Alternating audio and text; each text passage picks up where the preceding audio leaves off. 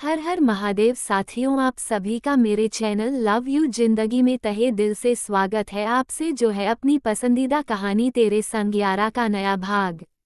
रंग बिरंगी लाइटों से स्टेज चमक रहा था। एक से एक खूबसूरत मॉडल हाई हील की सैंडल पर पूरे कॉन्फिडेंस के साथ रेड कारपेट पर रंप वॉक कर रही थी। तालियों की गड़गड़ाहट से पूरा हॉल गूंज रहा था। देश विदेश के आए हुए मेहमान व्यवसाय पूरी तरह से इस इवेंट का मजा ले रहे थे। हर एक क्षेत्र में एक एक बंदे की मेहनत झलक रही थी।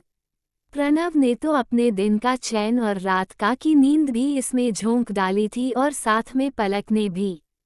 इवेंट का अंत आते आते दोनों थक कर बुरी तरह से चूर हो चुके थे, लेकिन इवेंट की सफलता ने उनके थके हुए चेहरे पर खुशी की लहर से अब अलग ही चमक बिखेर दिया था। प्रणव ने अभिलाष से रिक्वेस्ट की थी कि वह मुस्कान को अपने साथ लेकर आया करें, और मुस्कान की उत्सुकता देखकर अभिलाष को भी इसमें कोई गलती नहीं महसूस हुई थी। हालांकि पलक इसके लिए तैयार नहीं हो रही थी, पर पलक को मनाना उसके लिए बाएं हाथ का खेल था। तुम समझ नहीं रहे हो भाई, परीक्षित भी वहां पर मौजूद रहेंगे। तुम किस किस को रोकोगे, और ऊपर से ये शैतान सबकी दादी अम्मा है। एक तो इसके सवाल खत्म होते नहीं, ऊपर से दूसरों के सवाल शुरू हो जाएंगे। किसी ने मुस्कान को कुछ बोल दिया तो बेवजह का हंगामा हो जाएगा। अरे डरती क्यों हो बहना, इतनी किसकी मजाल है जो मेरे होते मेरी भांजी को कुछ भी बोल सके।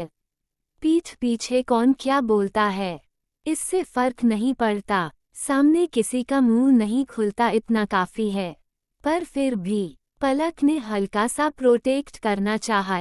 शरीफों की शराफत और हमारी दी हुई इज्जत दोनों किसी को अच्छा नहीं लगता, इसलिए हमसे उलझने की कोई हिम्मत नहीं करता। अभिलाष ने नाक पर से मक्खी उड़ाते हुए कहा।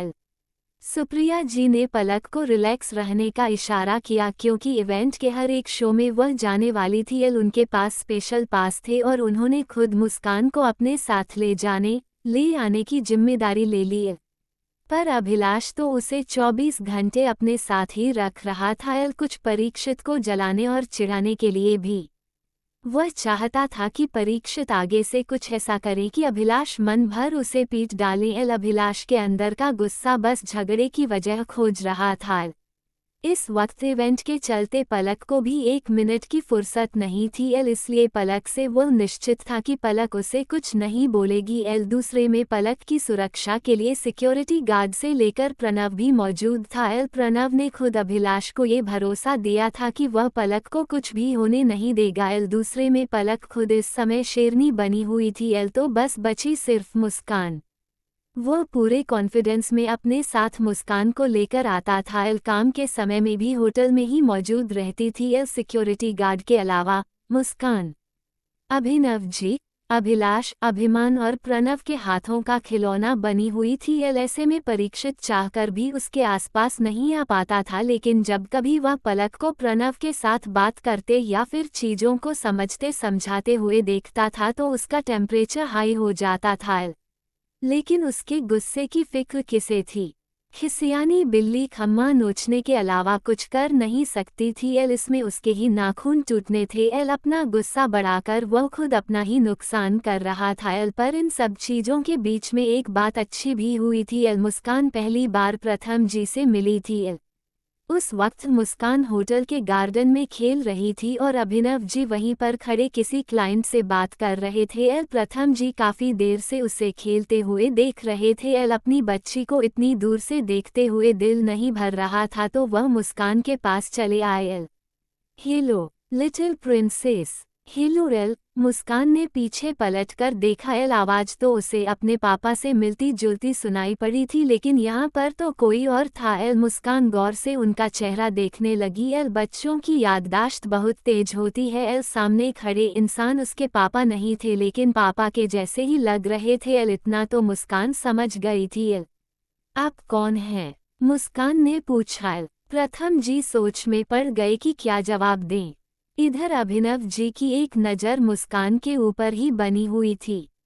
उन्होंने जब प्रथम जी को मुस्कान के पास देखा तो अपने क्लाइंट को बाय बोलकर इन दोनों के पास आए। कैसे हो प्रथम? अभिनव जी ने पूछा। मैं तो अच्छा ही हूँ। अपना बताओ एल। प्रथम की बात तो अभिनव जी से कर रहे थे लेकिन नज़र मुस्कान के ऊपर थी। इधर मुस्कान ने जब प्रथम जी को अपने नानू से बात करते हुए देखा तो उनके बारे में जानने की उत्सुकता बढ़ गई। ये कौन है नानू? मुस्कान ने अभिनव जी का पेंट खींचकर पूछा। ये मेरे दोस्त हैं एल। अभिनव जी अभी बता ही रहे थे कि मुस्कान ने उनकी बात काटते हुए बीच में पूछा। पर यह मेरे पापा के जैसे क्यों लग रहे हैं? मुस्कान कुछ उलझी सी थी एल। अब अभिनव जी के लिए भी दूसरी सिचुएशन हो गई थी एल। कुछ समझ में नहीं आ रहा था कि मुस्कान की बात का क्या जवाब दें। किसी के भी कुंवारे बेटे को एक 4 साल की लड़की इस तरह से पापा बोल दे तो सिचुएशन ऑकवर्ड हो ही जाती है एल। उन्होंने प्रथम जी की तरफ देखा। क्योंकि मैं तुम्हारे पापा का भी पापा हूँ।